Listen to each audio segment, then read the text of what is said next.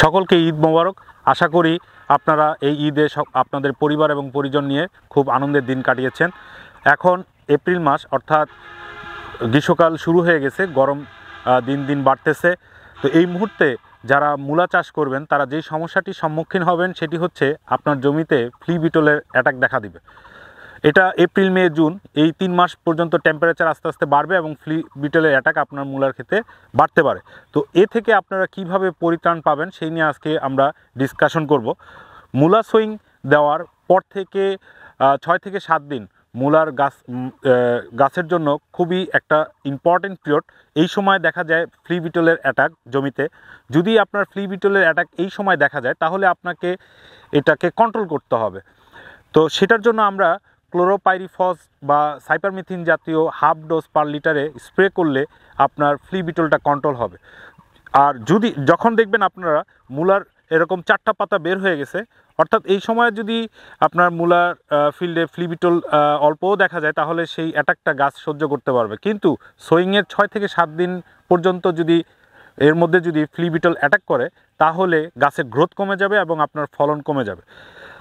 আর আপনারা যদি এছাড়া মূল জমিতে সোয়িং করার আগে কিছু বীজ, যে জমিতে আপনারা মূলা চাষ করবেন, কিছু বীজ যদি ছিটিয়ে দেন 10-12 দিন যদি সেটাকে রাখেন, দেখবেন যে সেইখানে ফ্লি বিটল অ্যাটাক করবে।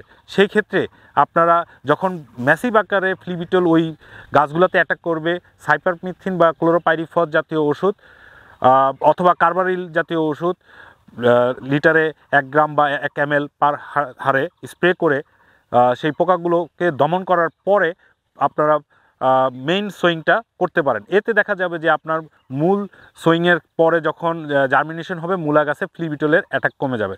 এছাড়া আরেকটা যাদের সম্ভব, এরকম যেমন আমাদের এখানে আমাদের নেট আছে, এরকম নেট ইউজ করতে পারেন। যাদের পূর্বেই এই ধরনের নেট কেনা আছে বা ফ্যাসিলিটি আছে তারা করতে পারেন। এছাড়া আপনারা ইয়েলো স্টিক ব্যবহার করতে পারেন।